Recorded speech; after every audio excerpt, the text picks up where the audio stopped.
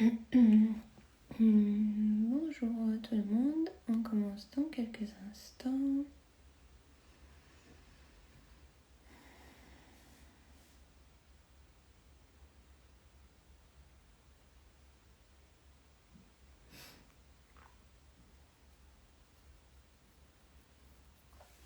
On attend Sophie.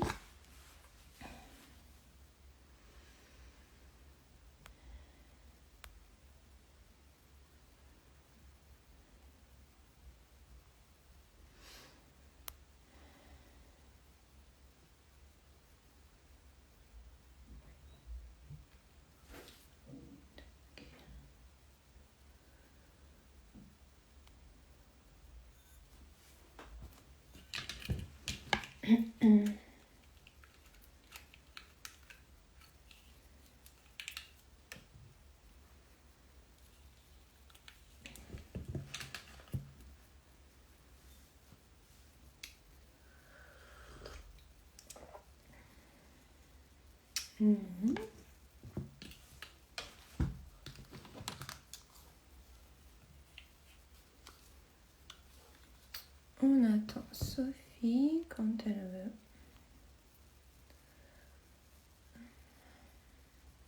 C'est pas elle.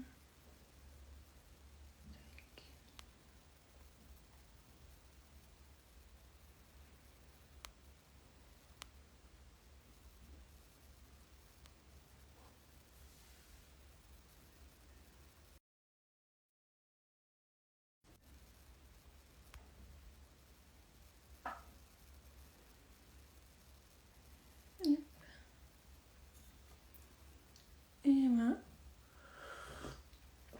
Sophie Gauroy, où est-ce que tu es? Ah.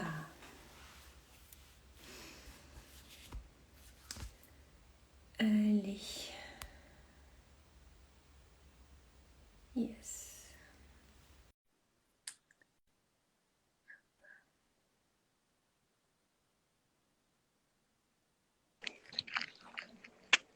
Hey, Coucou Sina.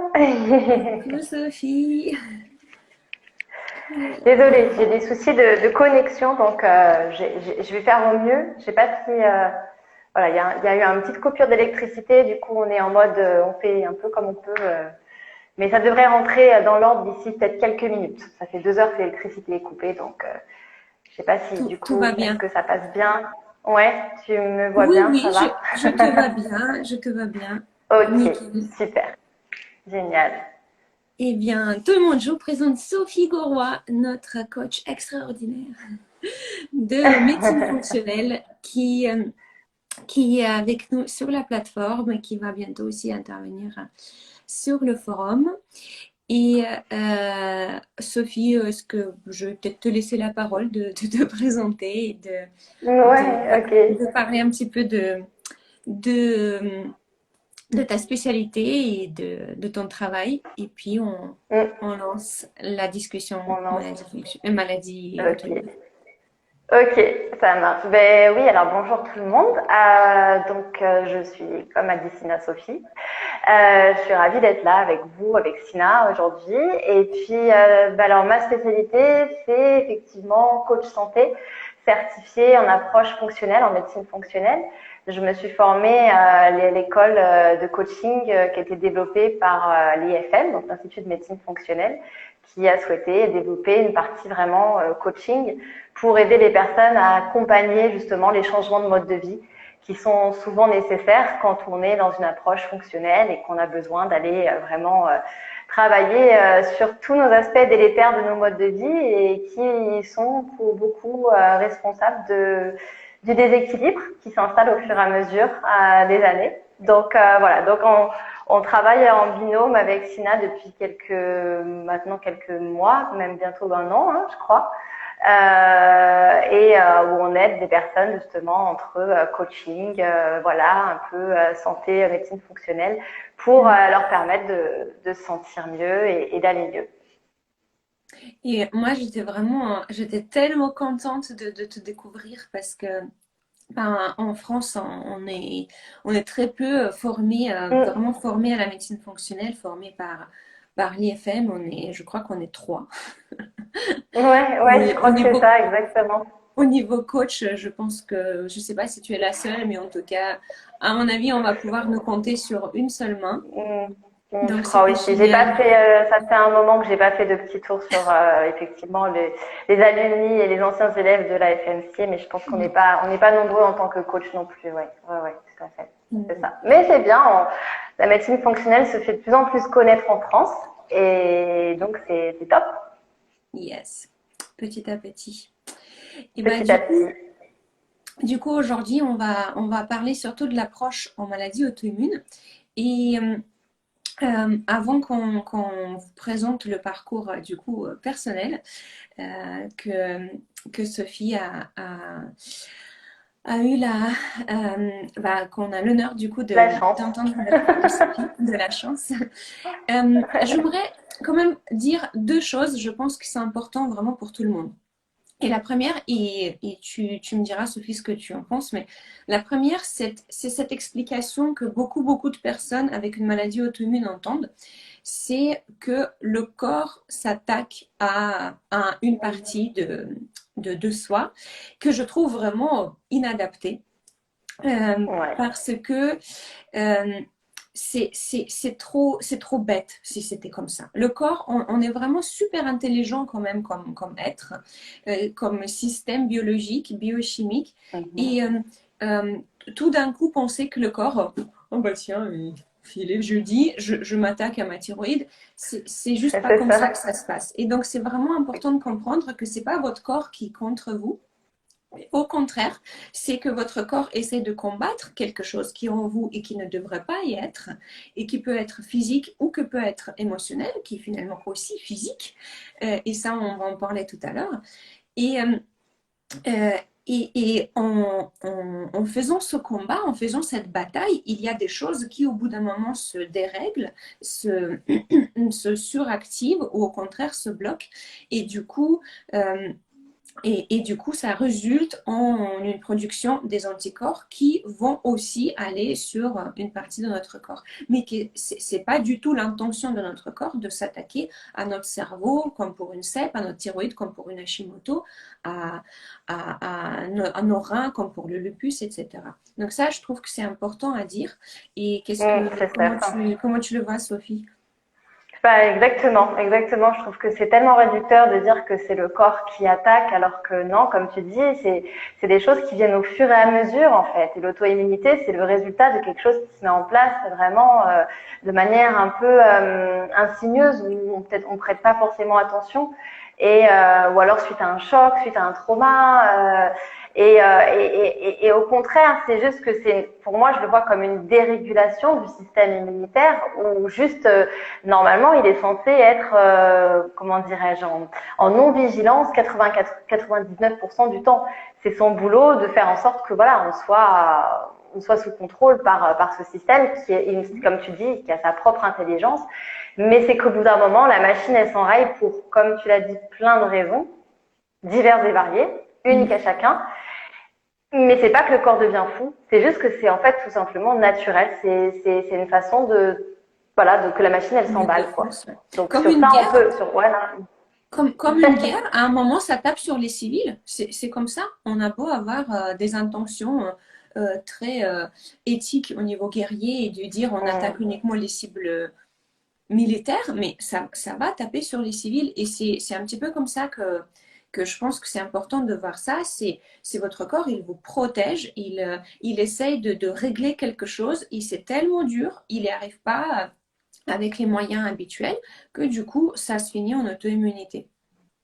Et puis la deuxième chose, je pense, pour moi, c'est aussi important à vous transmettre à tous, c'est que toutes les maladies auto-immunes ont finalement un processus qui est très similaire.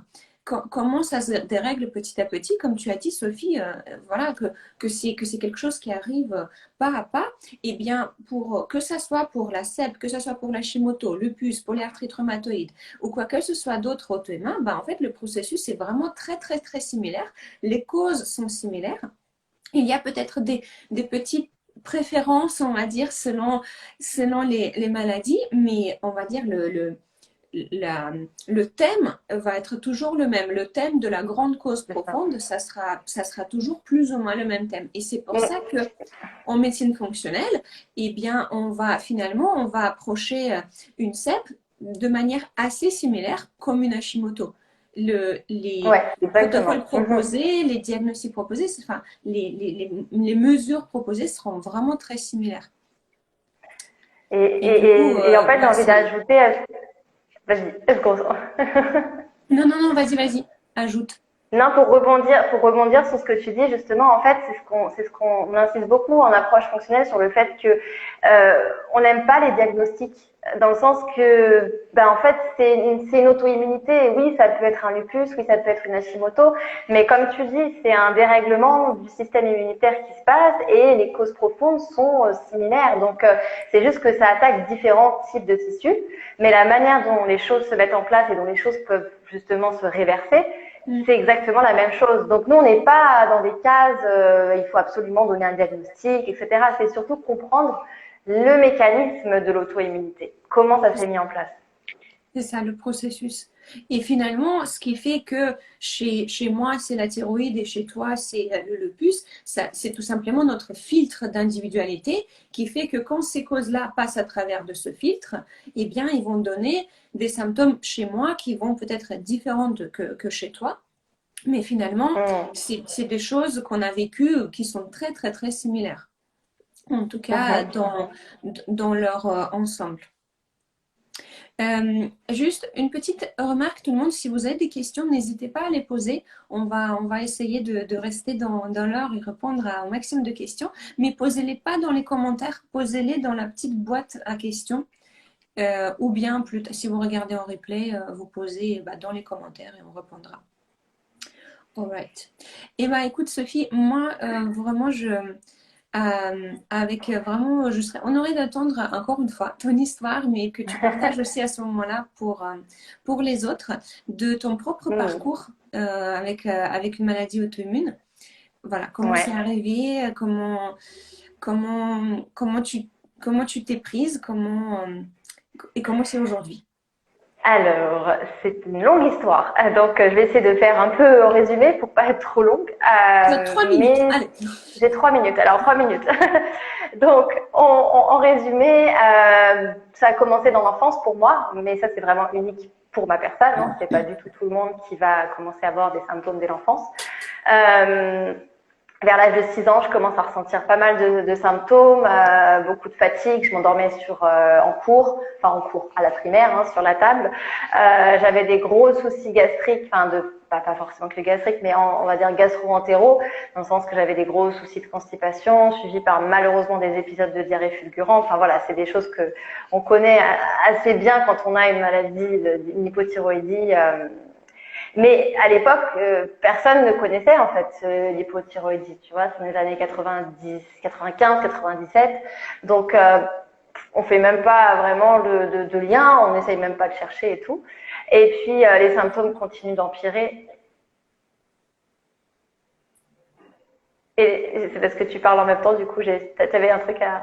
Non, ok. Non. Et les symptômes, du coup, ok, je croyais que tu me disais quelque chose. Et les symptômes continuent du coup d'empirer, jusqu'à vraiment à devenir complètement handicapant au point de ne plus pouvoir vraiment suivre la primaire comme il faut.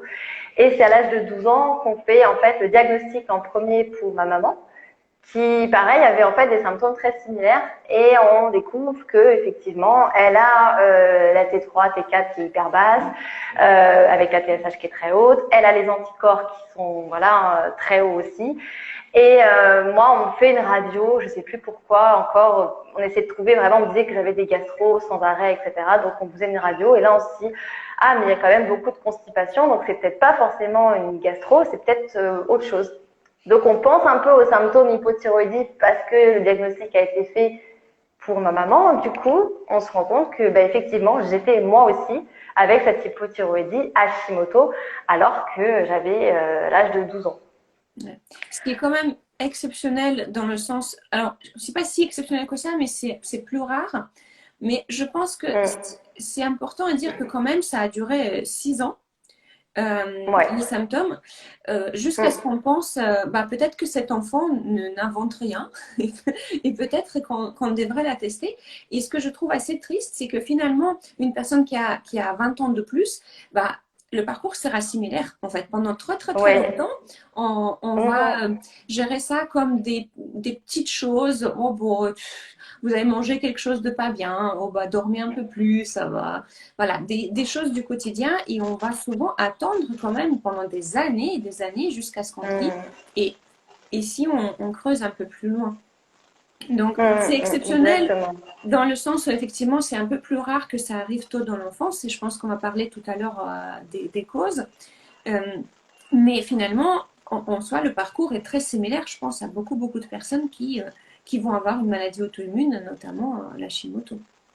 Ouais, mais c'est ça, c'est sûr. Je pense que l'errance médicale, pour beaucoup de gens, hein, enfin moi, je pense que toi aussi, hein, mais les gens qui viennent me voir, ça, ça fait, il n'y a plus de dialogue avec les médecins, et puis ça fait des années qu'ils sont en train d'essayer de comprendre, et puis la plupart ils sont soignés, mais ils sont soignés un petit peu, on va dire à l'école, un peu à l'ancienne école, donc du coup la médication n'est pas forcément celle qui leur correspond, et enfin, en fait, même quand on est sous médication, c'est ce que je remarque aussi, c'est que parfois on peut rester dans une errance pas médicale parce qu'on a posé un diagnostic, mais une errance médicale au sens que les symptômes continuent d'être persistants quand on parle de maladie auto-immune. Et très souvent, on se dit, attends, ça sert à rien de tester des anticorps, on peut rien faire dessus, ça sert à rien d'agir, on peut pas agir dessus, enfin, on peut rien faire. C'est très souvent ce qu'on me donne comme témoignage, en fait. Ah oui. Et ça, On ne peut c'est, rien faire, il faut attendre que la thyroïde se détruise. Non, c'est ça. ouais.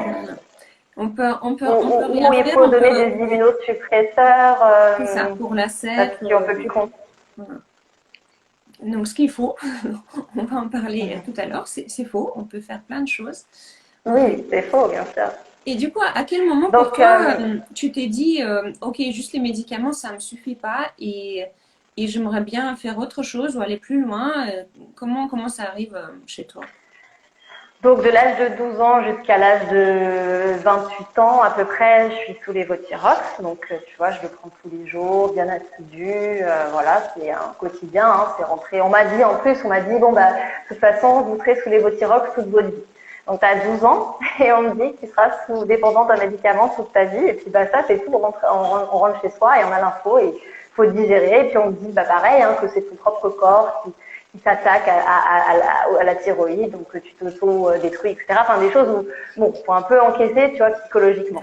Donc, je me dis, bon, je vais faire ce qu'on me dit, quoi. Donc, ça me pose pas de soucis jusqu'à ces 28 ans, où au final, là, j'ai beaucoup de périodes de déménagement.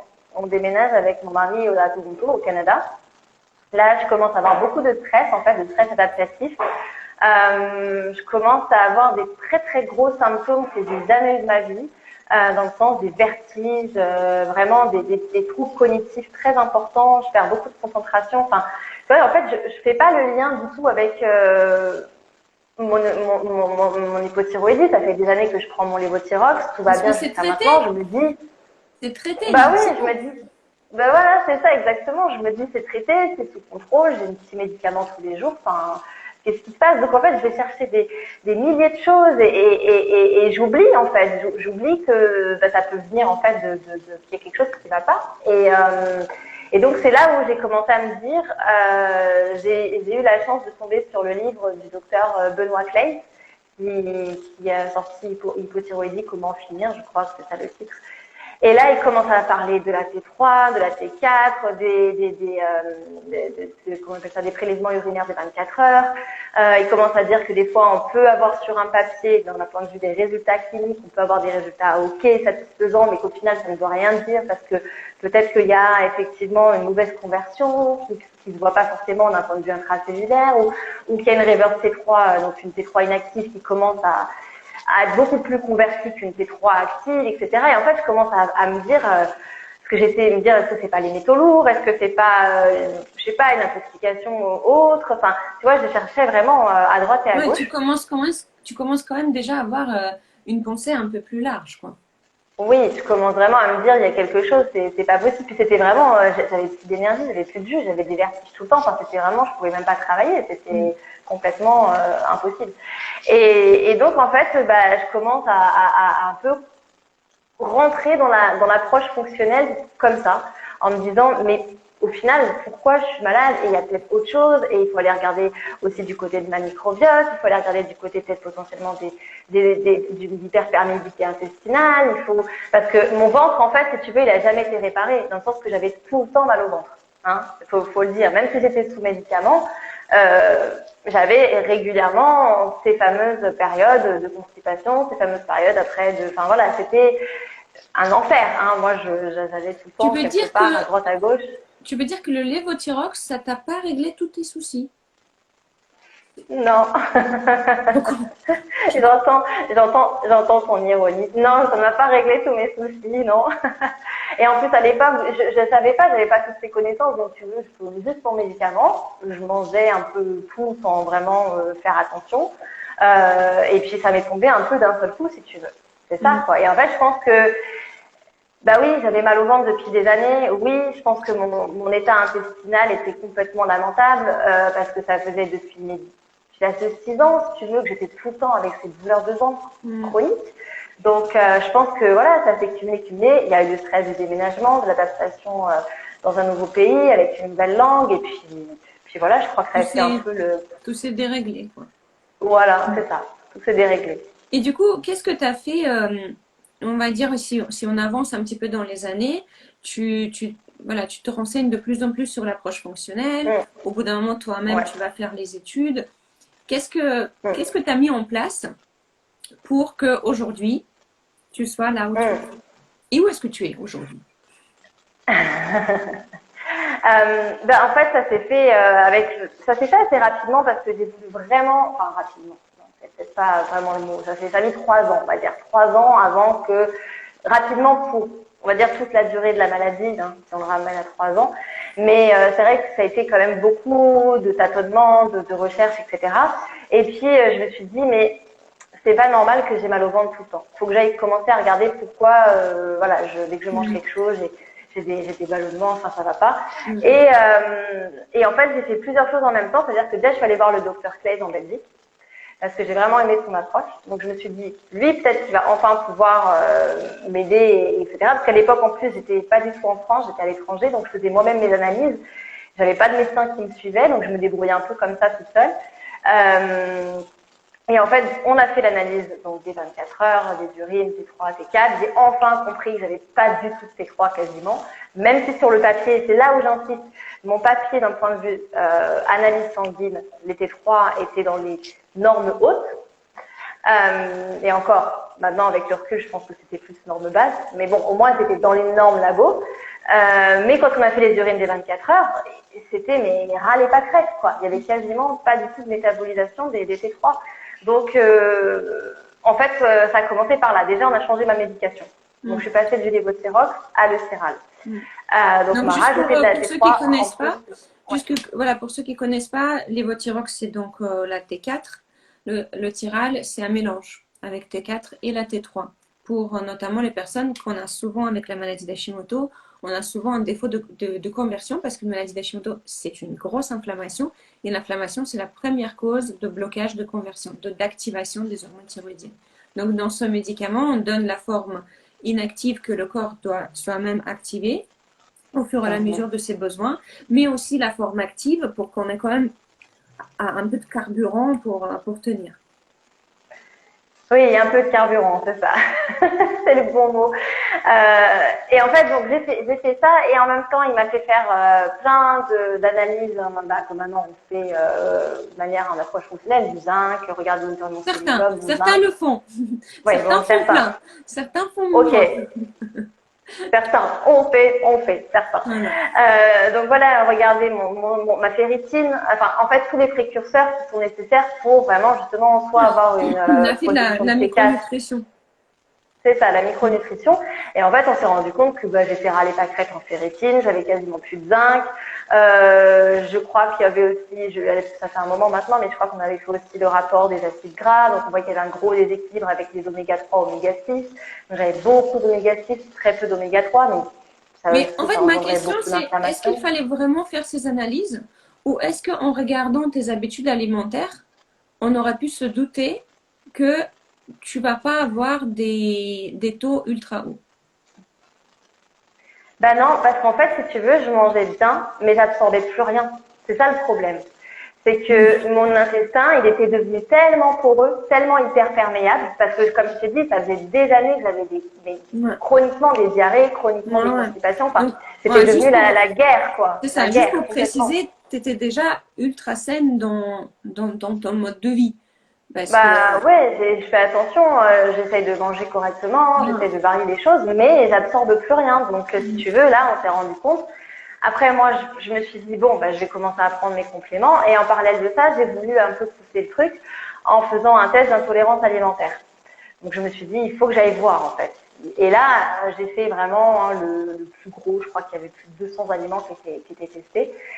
Et en fait, si tu veux, j'étais à intolérance, mais à quasiment 80% des 200 aliments. Dans le sens que c'était plus ou moins fort, mais il y avait quand même, tu voyais que là, c'était une hyperperméabilité vraiment avérée, puisque il y avait des anticorps pour quasiment Voilà, tous tout les, réagissait, c'est ça. tout réagissait. Donc, Donc ça, c'est la deuxième chose que, vas-y. juste, je pense que c'est important de préciser, c'est que ces tests-là, c'est pas quelque chose qui est à suivre à vie. C'est surtout, ça nous permet de, déjà, c'est pas nécessaire pour beaucoup de gens. Euh, Non. c'est des choses pour beaucoup de gens, si on n'a pas énormément de symptômes, on peut le savoir nous-mêmes sans faire le test, en faisant tout simplement Oui, une exclusion, une elimination diet. Donc, c'est juste c'est ça. pour préciser, parce que je pense que beaucoup de gens, ils cherchent les réponses et du coup, il y Oui. a un risque que tout le monde va commander ce test qui est quand même Non, cher. non, non, c'est ça. Mm. Ouais, mais je te rejoins à 100%, Sina, dans le sens que, en tant que coach, c'est pas du tout un test que je donne enfin, que je recommande à tout le monde. D'ailleurs, j'en parle quasiment jamais. Et comme tu dis, je préfère partir sur un régime d'élimination, d'éviction pendant 3 semaines et pour voir comment effectivement l'organisme réagit. Mais si tu veux, c'est parce que j'étais dans une telle urgence et j'avais tellement mal au ventre et c'était tellement depuis des années que je me suis dit, j'ai envie d'aller voir. Et honnêtement, je regrette pas du tout. Oui, c'est un très gros investissement parce que c'est très cher, ça c'est certain. Mais si tu veux, du jour au lendemain, j'ai enlevé, ça a été une longue liste comme ça d'aliments, du jour au lendemain. Et en une dizaine de jours, entre le Tiral, donc la nouvelle médication qui avait été mise en place, la micronutrition où j'étais en train de remonter un peu au niveau des carences, et en même temps donc l'élimination de plein d'aliments, en une dizaine de jours, ça a commencé mais à être le jour et la nuit, en 10 jours. C'est ça là où je me suis dit mais c'est fou. Donc, Après bien je sûr, pense que c'est, voilà, je sais pas si du coup à l'époque tu suivais déjà le AIP Paléo ou c'était non. une alimentation tout simplement où tu as enlevé tout ce qui était en rouge. Mais oui, ça c'est quelque Ouais. chose, je pense que toi et moi, on voit souvent une personne qui est vraiment dans le dur. Si on veut aider très rapidement, vraiment en attendant qu'on traite les causes, parce que là, tout ce que ce médecin Ouais, c'est fait ça, avec toi, exactement. c'est génial, mais c'est du superficiel. C'est vraiment pour aider le symptôme, pour calmer l'inflammation, pour que la personne puisse revivre. Et ben là, effectivement, faire un régime d'éviction, mais on va y arriver tout de suite, mais voilà, tu l'as fait à un court, à moyen terme, pas à long terme, et Non, pas à long terme. voilà, tout en s'occupant de qu'est-ce qui a déclenché la maladie, qu'est-ce qui était la cause, parce que la cause, c'est pas que tu es né avec 40 000 intolérances. Ça, c'est ce qui s'est développé. Donc, Ouais, c'est ça, exactement, bien sûr. Et en n'hésitez parallèle pas, de ça, les questions, posez-les dans la boîte à questions parce que les commentaires, on ne les voit pas passer, ça passe trop vite. Je vois qu'il y a des fois des alors questions qui viennent. est-ce que moi je la vois, est-ce que tu veux Bah, rebondir dessus ou tu veux qu'on non, rebondisse on plus va tard? voir à Je la sais pas. fin. Ouais, on va voir à la fin. Ok, ça marche. Et en parallèle donc de faire ce régime d'éviction, surtout je me suis j'ai soigné mon ventre en fait. Donc j'ai fait mon microbiote, donc j'ai fait des cures d'aloe vera. En plus j'avais la chance d'habiter dans un pays où il y avait de l'aloe vera naturelle, donc c'était bien chouette pour ça.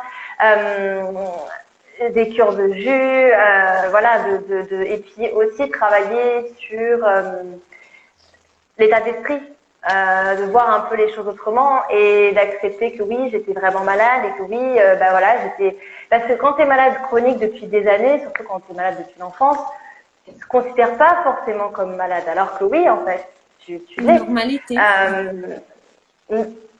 Après, j'ai aussi beaucoup travaillé sur mes surrénales parce que thyroïde surrénale, ça va ensemble, hein. Donc, j'étais épuisée d'un point de vue des surrénales. Donc, j'ai aussi reboosté mes surrénales. Je me suis reposée. J'ai pris du temps pour moi. Je me suis priorisée, en fait. Voilà. Donc, en fait, je trouve que ça se montre vraiment bien, en gros, comment on commence avec une maladie auto-immune. C'est parce que ce soit la thyroïde ou que ce soit la CEP ou que ce soit l'hépatite auto-immune ou n'importe quoi, vous allez avoir un épuisement surrénal. Parce qu'une maladie auto-immune, c'est une inflammation très importante.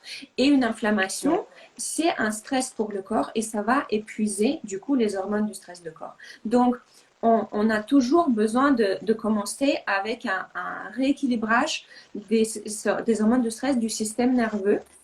Et c'est pour ça que, du coup, sur la plateforme, c'est un des 2 cours prérequis. Il faut d'abord équilibrer le système nerveux. On ne peut pas guérir un corps, on ne peut pas mettre en rémission une maladie dans un état de stress. Et une inflammation chronique aussi importante, c'est toujours un état de stress. Donc, première chose à faire, c'est travailler effectivement sur ses nerfs. C'est de s'aménager le temps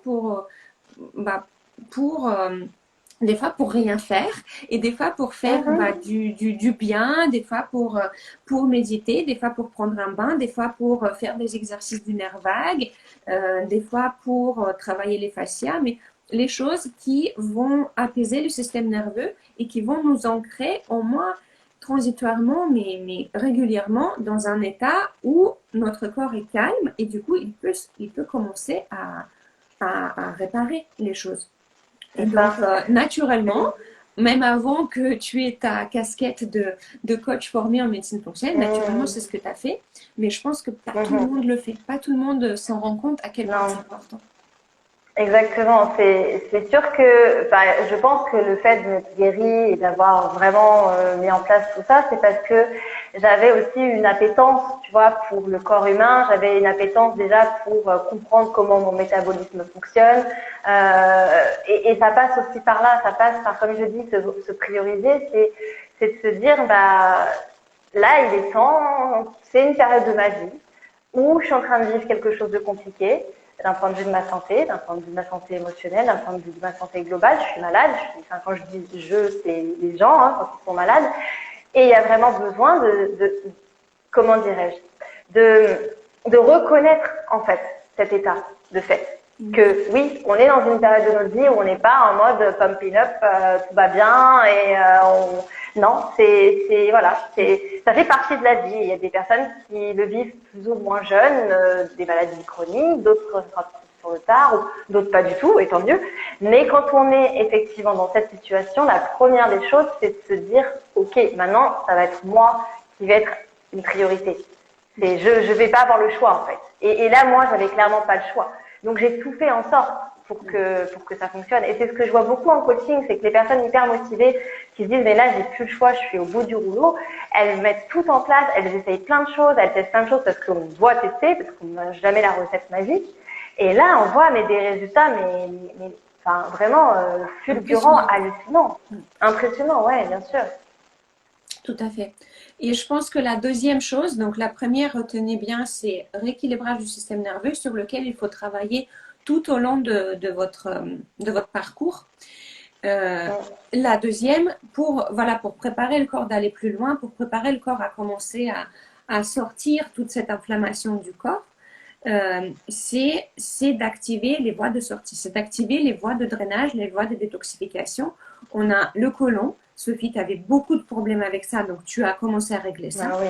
On a le foie, un problème hormonal vous avez un problème au foie. Voilà, c'est C'est aussi sûr. simple que ça. C'est aussi Mm. simple que ça soit un SPM, que ça soit un Hashimoto, que tout ce que vous voulez, vous allez avoir. C'est soit la cause, soit la conséquence. La plupart du temps, c'est les deux. Donc, il faut soutenir le Mhm. foie. Et je pense que tout simplement prendre du desmodium ou du chardon-marie, ça ne va pas suffire. C'est Non. bien, mais Mm. ça ne va pas suffire. Et pour beaucoup de personnes, il faut aussi soutenir d'autres voies de sortie, comme la lymphe, comme la peau, comme les reins, comme le cerveau, comme voilà, les mitochondries, etc. Donc, c'est pour vous dire, effectivement, ce sont les deux cours de base sur notre plateforme qui finalement vous préparent pour tout processus de rémission.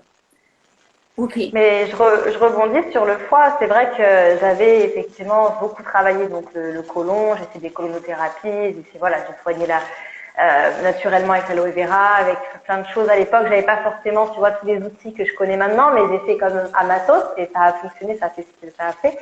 Déjà, j'ai arrêté d'avoir l'inflammation parce que j'enlevais déjà tout ce qui lui faisait du mal.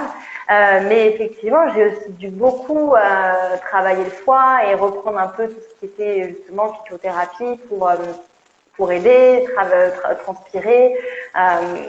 Et c'est une synergie, comme tu es en train de le décrire, c'est une synergie de plein de choses. Donc, Mm. ça Mm. fonctionne. Est-ce que tu prends le Levothyrox aujourd'hui? Je suis toujours sous Euthyral, ouais, ouais, Donc ça, je pense toujours. que c'est très important parce que beaucoup de personnes, quand ils commencent leur parcours, leur idée, c'est je vais Mhm, enlever le médicament. Euh, mhm. comme si c'était la chose qui les impacte le plus. Et moi, ce que je leur Ouais. dis toujours, le but dans la vie, c'est pas enlever ou pas le médicament. Oui, c'est pas ultra chouette d'avoir un médicament à prendre, mais le but de la santé, c'est de se sentir bien, c'est d'avoir Mhm. l'énergie, la vitalité, la capacité de faire toutes les choses qu'on veut faire, la capacité de vouloir faire les choses, d'avoir la motivation, Ouais, la vouloir faire les choses. capacité Mm. d'avoir un enfant si on veut avoir un enfant, la capacité d'avoir une super carrière si on veut ça. Donc c'est ça ce qui doit être le but. Mm.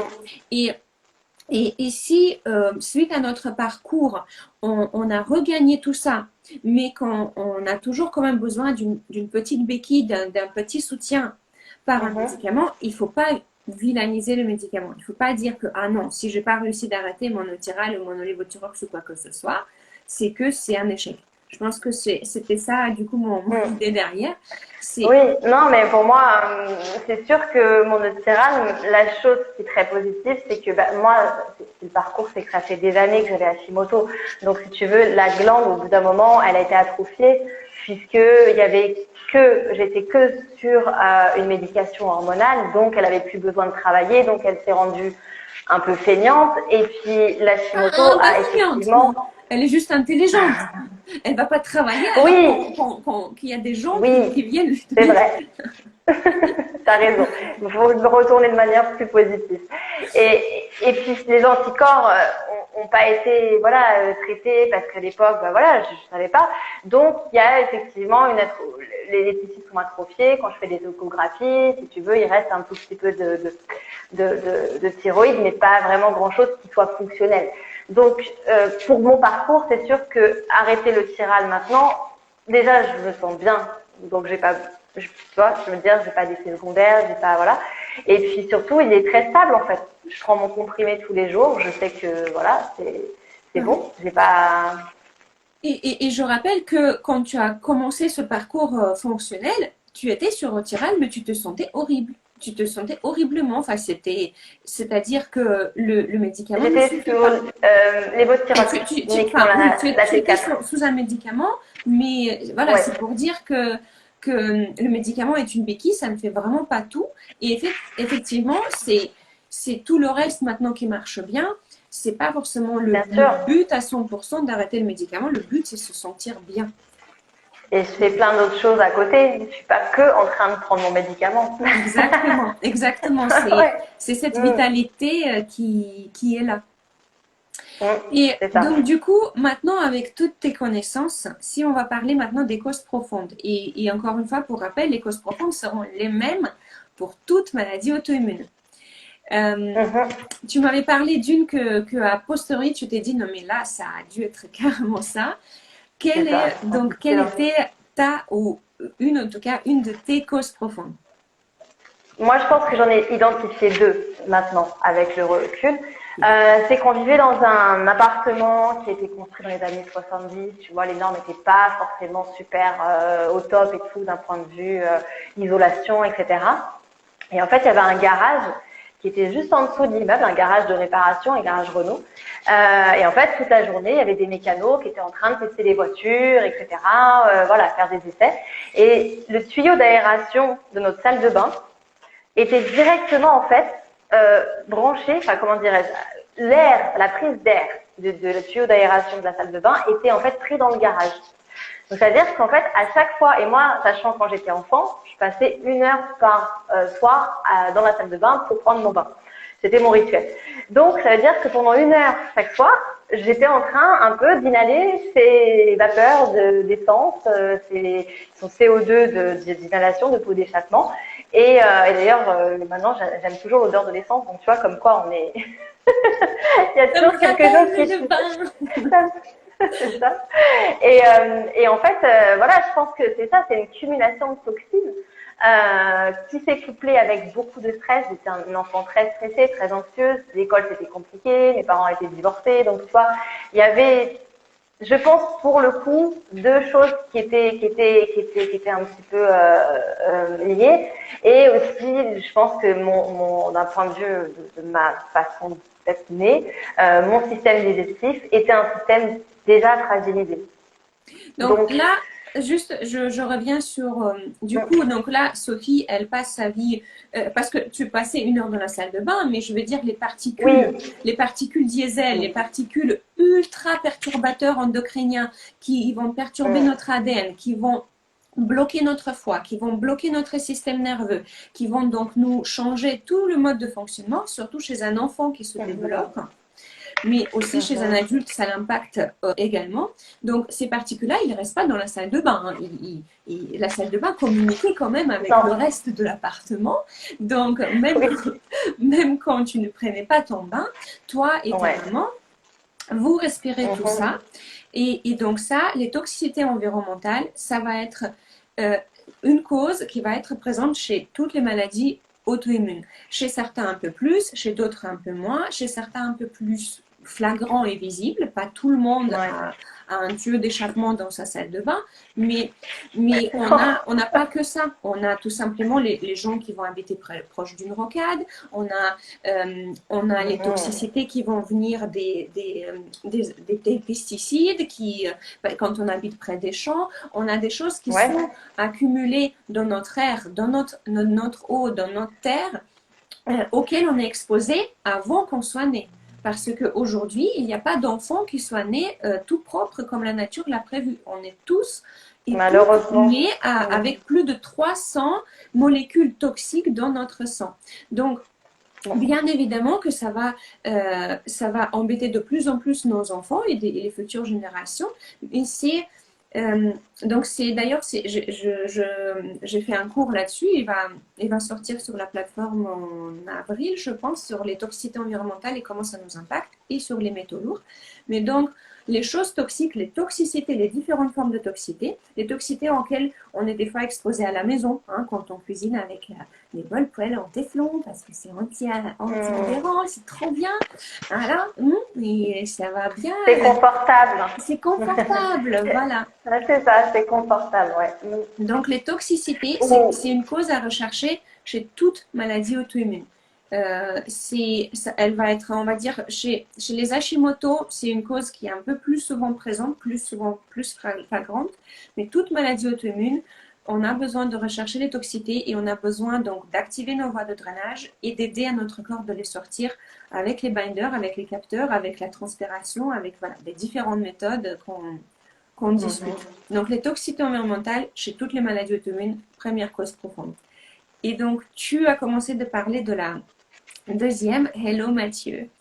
Tu as commencé à parler de la deuxième, c'est Le Alors, stress. tu ne l'as pas le- dit comme ça, mais quand même, tu as parlé du fait que tu es une petite fille qui vit la séparation de ses parents, euh, qui vit donc dans un environnement qui est tendu, qui est forcément anxiogène pour un enfant.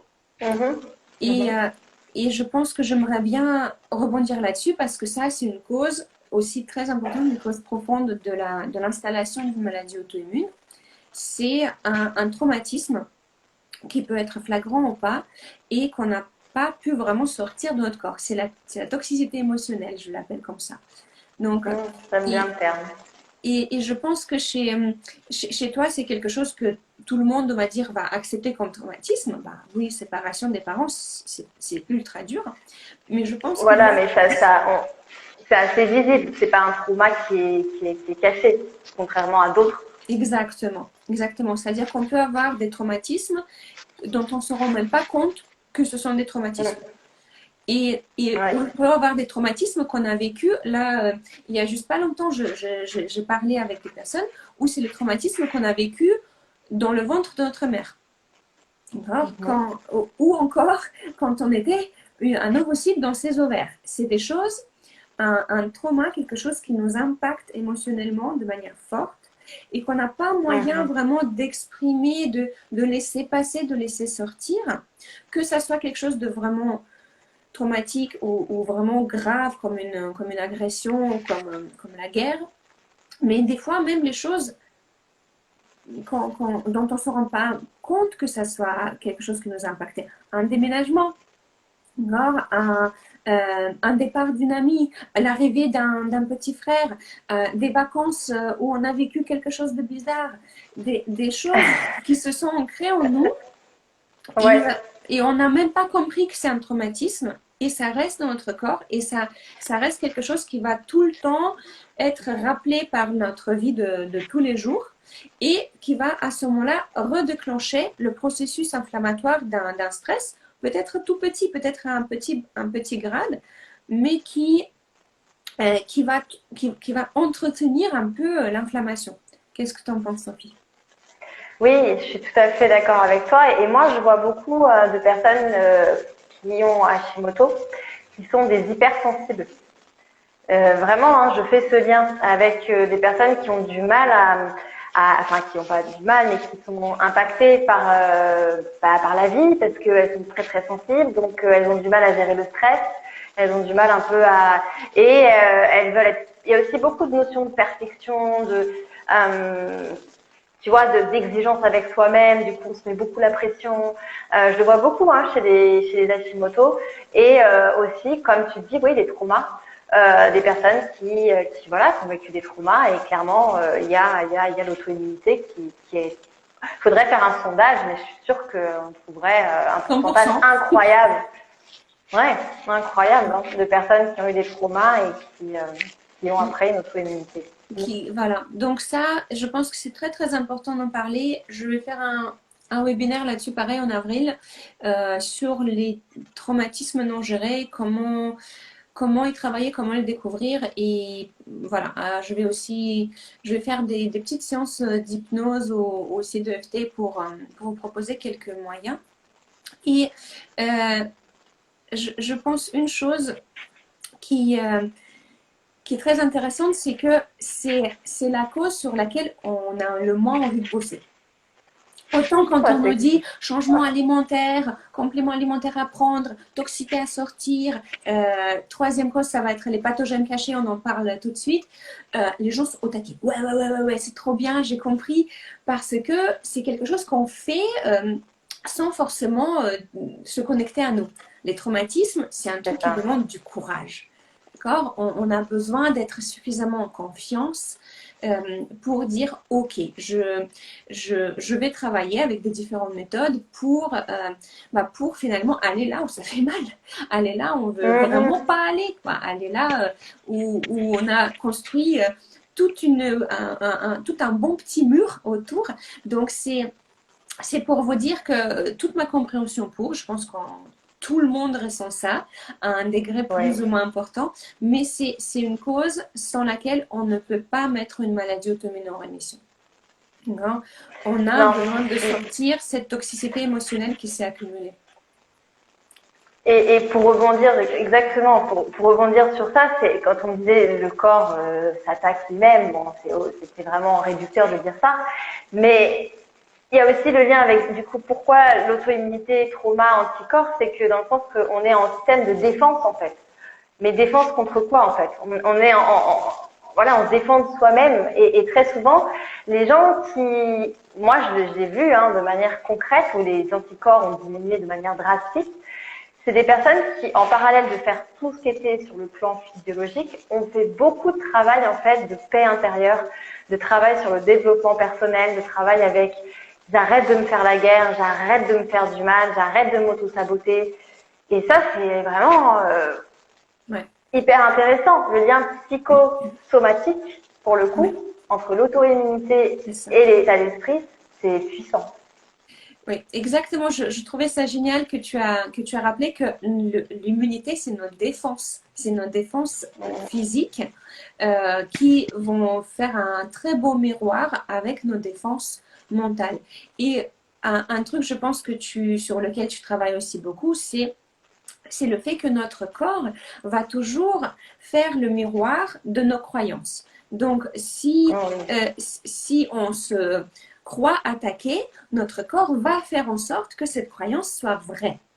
Donc, tant qu'on Mhm. n'a pas travaillé sur, donc ça c'est un exemple, mais tant qu'on n'a pas travaillé sur cette idée de je me sens victime, et des fois on est Ouais, victime de plein de choses, mais tant qu'on n'a pas euh, pu sortir cette tension liée à ça, tant qu'on n'a pas pu euh, vraiment passer de l'autre côté où on est finalement gagnant de la situation, où on a pu se remettre debout, et ben il est très possible que notre corps, dans son intelligence infinie, il va tout simplement renforcer cette croyance pour qu'on se sente exactement. à l'aise, parce qu'on est à l'aise quand nos croyances se confirment, même quand c'est des Bah oui, croyances négatives.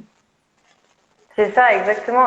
Et surtout, c'est aussi le travail de, comme je dis, c'est faire la paix avec soi-même.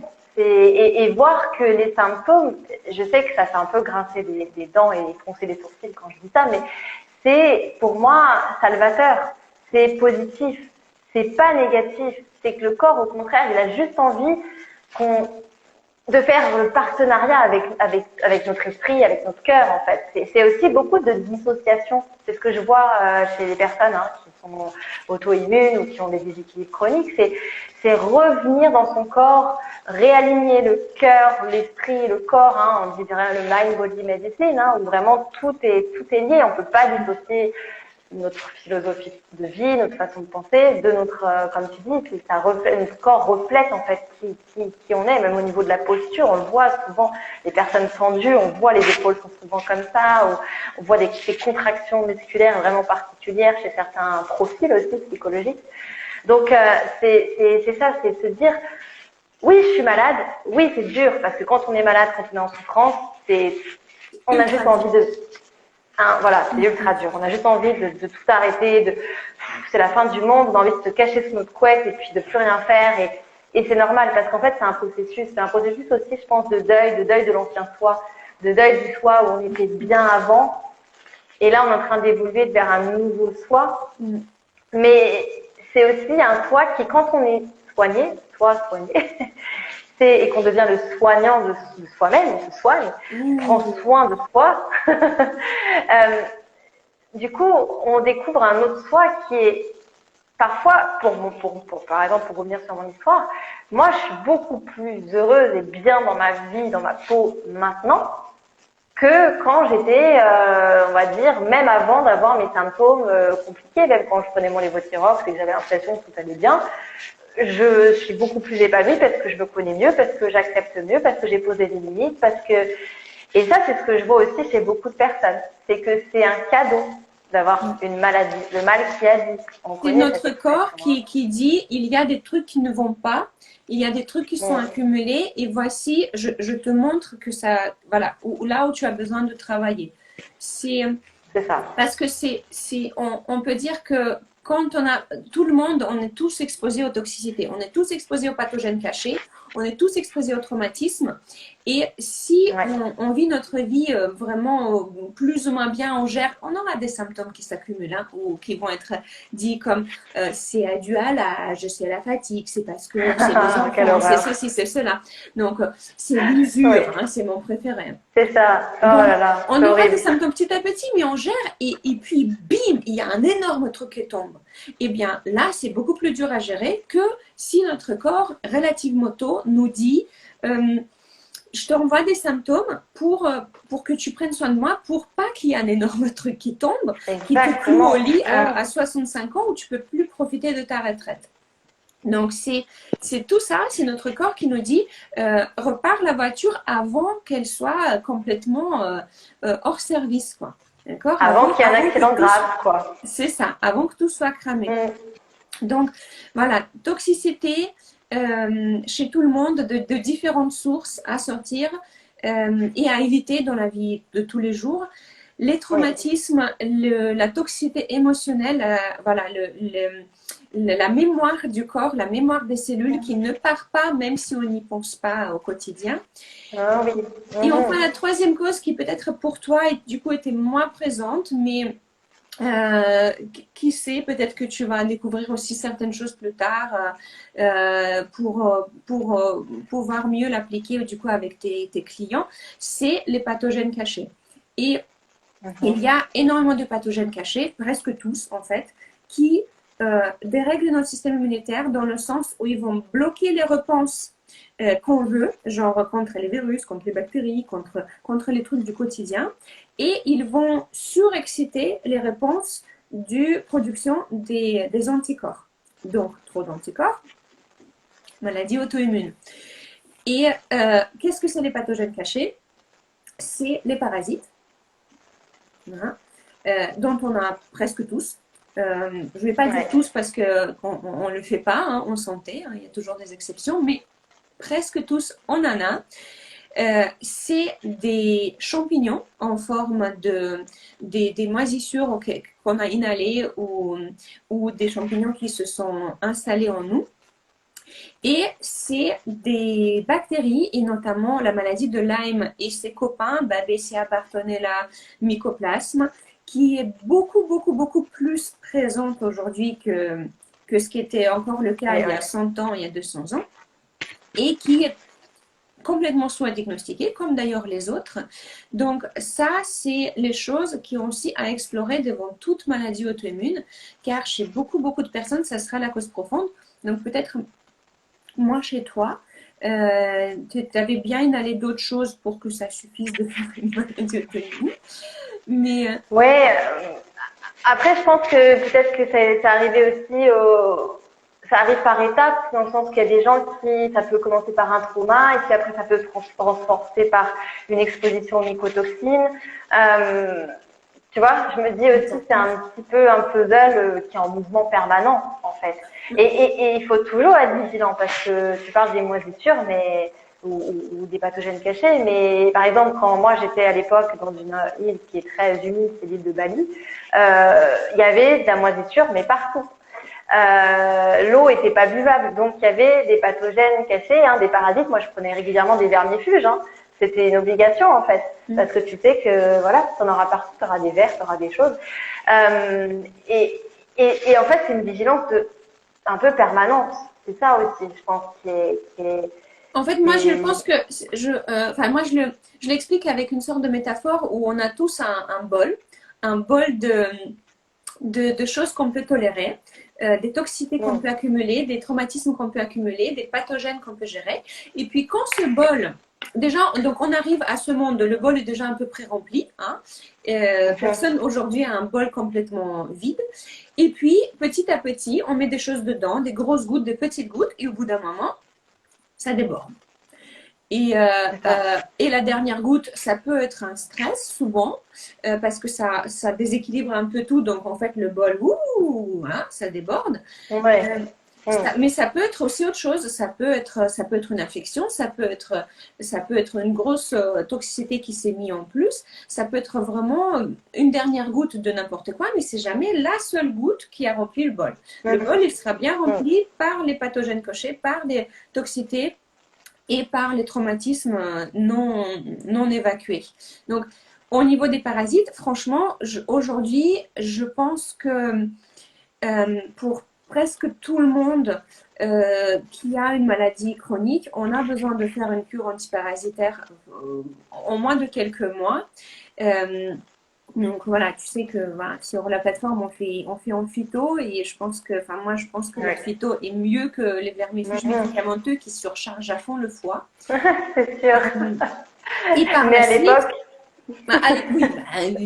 l'époque, à l'époque, enfin, moi je suis en admiration sur tout ce que tu as réussi de ton propre, de ta propre, mince, de ton propre élan, quoi. Voilà, donc c'est pas du tout oui. un jugement, mais Non, non, non, non, bien sûr. je pense qu'aujourd'hui, on a vraiment besoin de faire des cures antiparasitaires très, très, très régulièrement. Et donc souvent, je conseille de faire ça avec la pleine lune. C'est là où les parasites s'activent. Et donc à ce moment-là, vu qu'ils sont plus actifs, quand on tape dessus, bah, ça tape plus fort. J'aime pas ça. Non. Et bah, écoute, je te propose, vu qu'on va devoir bientôt faire une petite pause, je te propose de répondre à quelques questions. On a eu pas mal de questions soumises. Alors, comment réguler notre système immunitaire sans médicaments, donc arrêt complet du traitement dans le cadre d'une hépatite auto-immune? Alors, je pense que on ne peut pas vraiment dire à quel moment il faut arrêter le médicament. Ça, c'est vraiment à voir avec votre médecin. Et comme on a dit plus tôt, c'est pas forcément toujours le but d'arrêter le médicament. Mais comment réguler le système immunitaire? C'est simple. Il faut traiter ces trois causes profondes: toxicité, pathogènes cachés et les traumatismes. Et avant de commencer à se lancer sur ces causes profondes, il faut réguler le système nerveux et il faut ouvrir les voies de drainage. Autrement, vous allez taper sur un système surchargé et vous allez vous sentir moins bien. Est-ce que tu as d'autres choses à dire là-dessus, Sophie? Et être disponible. Être disponible. C'est vraiment ça aussi. Pour soi. C'est l'ensemble. Ouais, être disponible pour soi. Être disponible pour du repos, être disponible pour se prioriser, pour. Voilà, c'est aussi hyper important. Hein. C'est pas, on peut pas que uniquement être concentré sur la physiologie. On a beaucoup besoin aussi de prendre soin de soi sur l'état d'esprit, sur l'ensemble de notre mode de vie. C'est maximiser. En fait, c'est le principe de la médecine fonctionnelle. C'est maximiser ce qui nous fait du bien sur plein de terrains, de modes de vie, et minimiser ce qui nous fait du mal.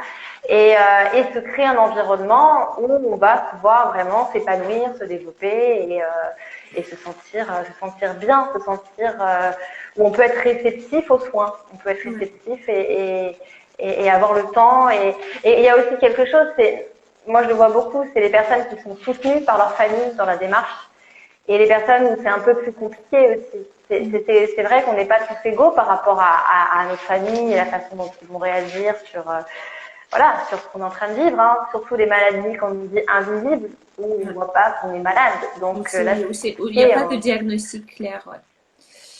Ouais. C'est ça. Alors, Vivière, bonjour, je suis atteinte de maladie de base d'eau. Peut-on guérir en guérissant l'émotionnel?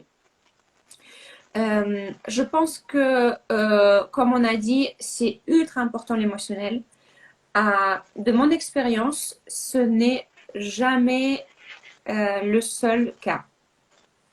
Et je pense que tu es d'accord là-dessus, Sophie. Travailler sur l'émotionnel, c'est ultra important. Et bravo à vous si vous le faites. Ça demande beaucoup de courage, on le sait. Mais ce n'est pas suffisant, à mon avis.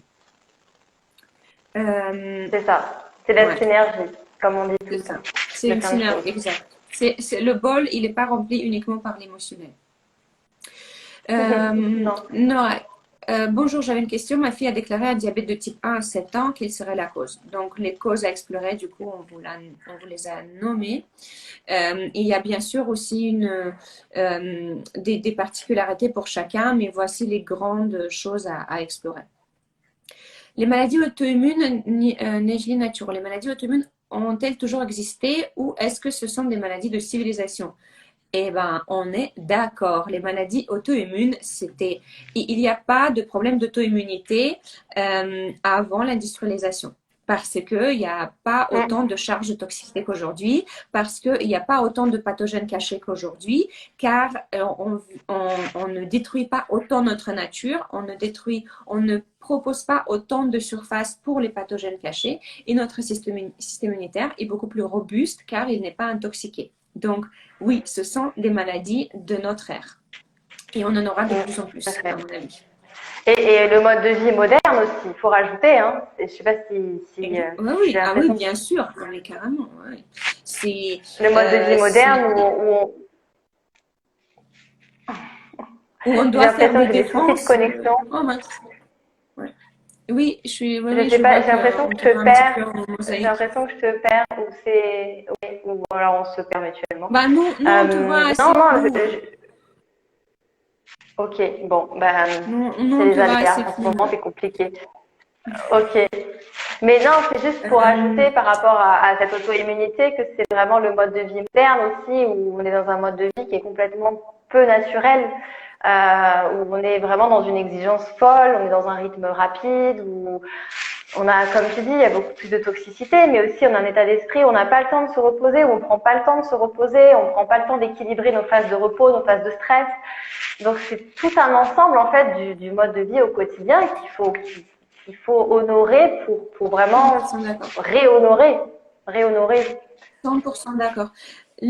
Rappelez-vous ce que Sophie a dit, le système immunitaire, c'est notre système de défense. Quand on a besoin de se défendre de déséquilibre de notre rythme circadien parce qu'on est tout le temps sur les écrans alors que le soleil est couché et qu'on ne devrait plus voir ces lumières fortes, quand on doit se défendre contre les pesticides et l'alimentation ultra transformée, quand on doit se défendre de l'isolement et de manque de connexion humaine, quand on doit se défendre de rester tout le temps dans nos quatre murs avec une air qui est bien pire qu'à l'extérieur, quand on n'est plus en contact avec la nature qui nous équilibre, eh bien, nos défenses sont tout le temps activées et donc au bout d'un moment, ça déborde.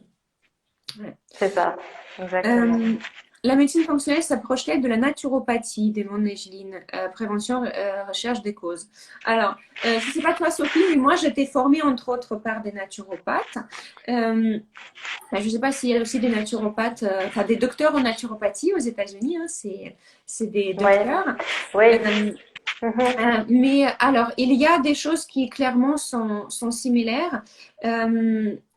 Mais après, on n'a pas toujours les mêmes outils, on n'a pas toujours les mêmes les mêmes solutions à proposer. Mais oui, il y a beaucoup de parallèles, je pense. Ouais. Oui, et de plus en plus aussi. Alors, comme tu dis, la façon de faire les naturopathes aux États-Unis, au Canada, moi aussi, j'ai travaillé avec des naturopathes canadiens. S'approche beaucoup de l'approche fonctionnelle, de comprendre les causes et pourquoi, et gestion du mode de vie, et puis basée sur la science. Et donc, voilà, il faut mettre un mot, il faut mettre un nom. On parle de médecine intégrative, on parle de naturopathie, on parle de médecine fonctionnelle, mais au final, le but, c'est de trouver ce qui est bon pour soi. Et les personnes chez qui ça va plus résonner, la naturopathie, pour le coup, d'autres qui auront peut-être des pathologies un peu plus compliquées, des déséquilibres un peu plus compliqués, et qui auront peut-être besoin d'aller beaucoup plus en profondeur et de comprendre les causes sous-jacentes de leur déséquilibre. Donc, je pense que c'est une complémentarité, même si c'est un peu différent, mais on est complémentaires. Et en France, j'ai l'impression que ça s'oriente tranquillement, doucement, un peu plus vers. Je vois certains naturopathes sont un peu plus formés aux États-Unis aussi, et donc du coup vont commencer à un peu plus approcher ça de manière cause profonde et comprendre ce qui se passe on va dire dans les racines du problème. Yes, root cause. Exact. Root cause. Alors, il y a quelques questions de médicaments. Je pense que c'est pas trop le sujet du live. Est-ce qu'on peut dire que toutes les maladies auto-immunes, il y a le microbiote paro-intestinal altéré? On va dire ensemble, Sophie? Ouais. Oui. Bah oui. Oui, oui, c'est un des piliers de ce pourquoi on va travailler, hein. C'est ce qui se passe dans le ventre ne reste pas dans le ventre. Voilà. Yes, exactement. Donc, ce n'est pas la cause profonde, mais c'est la conséquence des causes profondes. C'est la conséquence de tout traumatisme, que ce soit physique ou émotionnel, va donner un leaky gut, va donner une perméabilité intestinale accrue. D'accord? C'est connu pour n'importe quel urgentiste. D'accord? Ils savent qu'il y a une perturbation digestive après un traumatisme physique. Mais c'est pareil avec un traumatisme émotionnel. L'intestin, c'est le deuxième cerveau, mais en fait, c'est la même chose. D'accord? Ils sont liés et donc ils vont vivre la même Ouais. chose et ils vont tous les deux être inflammés. Et il y a une porosité intestinale accrue avec l'accumulation de détoxicité. Il y a forcément une porosité intestinale accrue quand on a des pathogènes cachés parce que c'est ce qu'ils font. Donc oui, c'est quelque chose sur lequel on a besoin toujours de travailler, mais ça ne doit pas être la seule chose sur laquelle on travaille. Autrement, on ne va jamais en finir avec des régimes restrictifs. Non, et c'est pas le but. Le but, c'est de pouvoir manger et digérer ce qu'on veut, d'être tranquille, de vivre bien en fait. Voilà, exactement. La grossesse peut-elle dérégler la thyroïde? Tout peut-il rentrer de l'ordre après la grossesse et arrêter le traitement? Donc la grossesse peut être une goutte en plus quand on a des choses qui ont commencé à dérégler la thyroïde. Et après la grossesse, ça peut se rééquilibrer, mais vous avez besoin d'un suivi, en tout cas un peu plus pas strict, mais un peu plus présent avec vos soignants. Et on le voit aussi hein, dans les cas de grossesse que le fœtus va avoir beaucoup besoin d'hormones thyroïdiennes, notamment de T3, pour développer tout ce qui va être zone cérébrale. Et que bah, si déjà la maman avait une potentielle hypothyroïdie qui n'était pas forcément, qui était un peu fluctuante, qui n'était pas forcément visible tout de suite, pas sur les résultats, pas dans les symptômes, bah, la grossesse peut effectivement déclencher cette hypothyroïdie du fait d'avoir le fœtus qui demande beaucoup. C'est une grande demande pour le corps. La grossesse, c'est un marathon hein, et l'accouchement, c'est un double marathon hein, à la fin du premier marathon. Donc, ça, comme tout, grosse demande, bah, ça ajoute des choses à gérer dans notre bol d'équilibre et ça peut effectivement le faire, le faire déborder en hypothyroïdie. Donc, voilà, en tout cas, à suivre. Et on parlait de trauma et l'accouchement, c'est un trauma aussi. Hein. Pour le bébé, on dit souvent que c'est un trauma et pour la maman. Ça dépend comment l'accouchement se passe. Mais c'est souvent. Voilà, vu comment on va dire 99% des accouchements en France, c'est un traumatisme, effectivement. Voilà. Et puis, alors, est-ce qu'il y a un lien entre lupus et endométriose? C'est super intéressant comme question, merci Nadia. Les deux ont une composante auto-immune. Donc, comme on a dit au début du live, les problèmes auto-immuns, c'est le même problème en fait. C'est juste qu'ils se voient différemment selon la personne et selon son parcours, mais c'est le même problème. Donc, oui, à prendre en compte en fait quand vous travaillez. Tu es d'accord, Sophie? Exactement, oui, oui, tout à fait. Bah oui, c'est la même base, donc c'est juste que l'attaque des anticorps est multipliée sur deux tissus différents. Et ce que j'aimerais aussi dire par rapport à ça, c'est que très souvent, quand les personnes ont développé une première maladie auto-immune, et c'est là où on pourrait peut-être faire le lien pour répondre à la question, c'est que dans les 5 années qui suivent, si on ne fait rien pour pouvoir justement trouver la cause de la sécrétion des anticorps, etc., on va avoir de grandes chances de développer une deuxième, voire une troisième maladie auto-immune, puisque comme on a dit, c'est exactement le même principe. Donc c'est juste que là, bah, le corps, il va continuer à faire des anticorps sur anticorps, et puis il va s'attaquer à d'autres tissus, et puis donc en général, une maladie auto-immune, c'est pour ça qu'il faut absolument comprendre et traiter la cause pour endiguer et faire diminuer l'auto-immunité, calmer le système, que les choses se rééquilibrent. Sinon, on risque d'en développer d'autres. Exactement. Donc, pour ceux qui sont inscrits à la plateforme, sachez que vous pouvez poser les questions concernant votre cas pour vous faire guider sur le forum. Bah, on est là pour ça, hein. On vous dit ce qu'on conseille de faire et comment procéder. Voilà, les personnes qui ont demandé pour les cures de parasitaires, bah, ça, c'est un peu beaucoup là. Malheureusement, je vais devoir terminer ce live. Et Et moi, m'occuper de j'ai mon plus bébé. bientôt de lumière. Voilà. Je suis dans le noir, je vois. Donc, du coup, tout ça, donc, il y a un cours sur les parasites et virus latents qui arrive sur la plateforme. Et donc, voilà. Donc, si vous êtes inscrit, n'hésitez pas. Le forum est là pour ça et on vous guide. Voilà. C'est ça, Je suis exactement. désolée, on va devoir terminer effectivement. Toi, Sophie, bah, a priori, il est temps de te Mm. coucher. En fait, c'est juste que la lumière est en train de baisser, donc je me dis, bon, mon rythme circadien est en train de… Je comprends, je comprends. Il n'y a pas trop de lampes en Afrique du Sud, hein, ça, pas trop Si, si, d'électricité. mais il y avait la coupure d'électricité, Ah, donc mais du oui, coup, tu m'as dit. j'ai essayé de mettre la lumière, mais comme je savais pas si c'était allumé ou éteinte, j'ai pas dû la mettre sur allumée. Donc Bah oui, voilà, mais c'est tu pas m'as grave. dit. Tu m'as dit. Et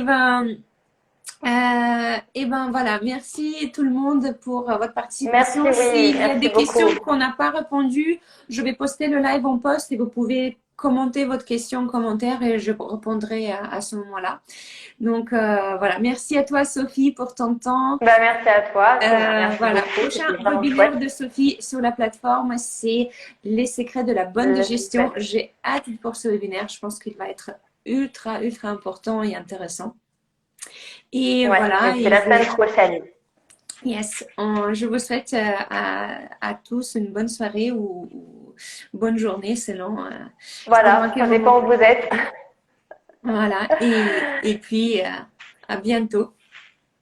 Ciao, À ciao. bientôt, Sina. À bientôt, tout le monde. Bye bye. Ciao, Sophie. Bon, au revoir tout le monde. Bye.